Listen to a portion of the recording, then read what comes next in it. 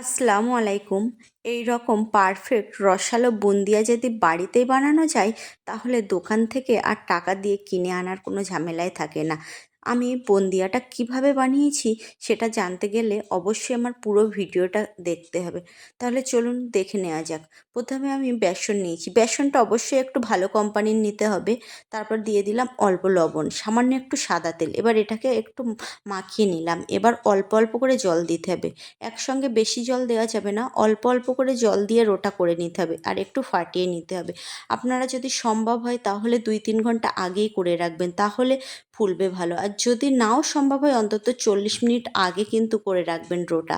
এবার নিতে হবে দুটো ঝাঁঝরি চামচ, এটা কিন্তু অবশ্যই লাগবে। একটা গামলিতে নিতে হবে জল। কেন লাগবে, কী জন্য লাগবে, এটা আপনারা পরে জানতে পারবেন। একটা পরিষ্কার রুমাল। এবার কড়াইয়ের মধ্যে দিয়ে দিলাম পরিমাণ মতো তেল। এবার তেলটা গরম হয়েছে কি আমি দেখে নিচ্ছি, অল্প একটু ফেললাম।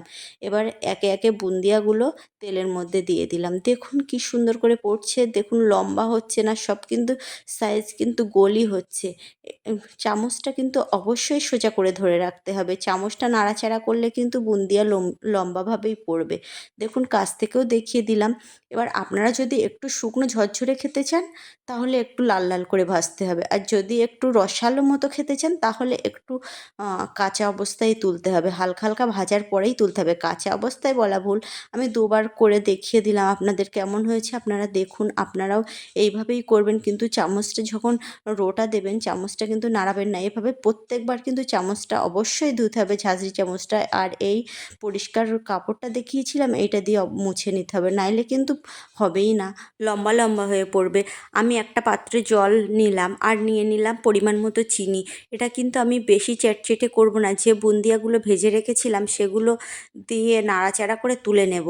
দেখুন কেমনভাবে তুলছি, হালকা হালকা করে নাড়াচাড়া করেই তুলে নিচ্ছি। সবগুলো এইভাবে কিন্তু আমি করে নেব। এবার দেখুন সবগুলোই কিন্তু আমার করা কমপ্লিট হয়ে গেছে। যে একটু বেঁচে ছিল সুগার সিরাপ, সেটাও আমি দিয়ে দিলাম। এবার আসল কাজটাই কিন্তু আমার বাকি, এখনও কিন্তু বুন্দিয়া কমপ্লিট হয়নি। এবার একটা পাত্রে অল্প জল নিয়েছি, এবার দিতে হবে কয়েকটা এলাচ। এলাচ আপনারা অ্যাভয়েডও করতে পারেন। এবার দিয়ে দেবো চিনি, একটু বেশি করেই চিনি দিতে হবে, যেন চ্যাটচেটে হয়, একটা সুতো ওঠা মতো হয়। আমি হাত দিয়ে দেখিয়ে দিলাম। এবার এটাকে আমি ভালো করে নাড়িয়ে চাড়িয়ে নেব। দেখুন এবার রসটা কিন্তু একটু গাঢ় করতে হবে। দিয়ে দিলাম ঘি, ঘিটা আপনারা অ্যাভয়েডও করতে পারেন। এবার আমি যদি এটা 3-4 ঘন্টা রেখে খাই তাহলে টেস্ট হবে। মিষ্টির জিনিস একটু রেখে খেলে সেটা খেতে অবশ্যই ভালো হয়। দেখুন বুন্দিয়া কেমন হয়েছে, রসে ভরা।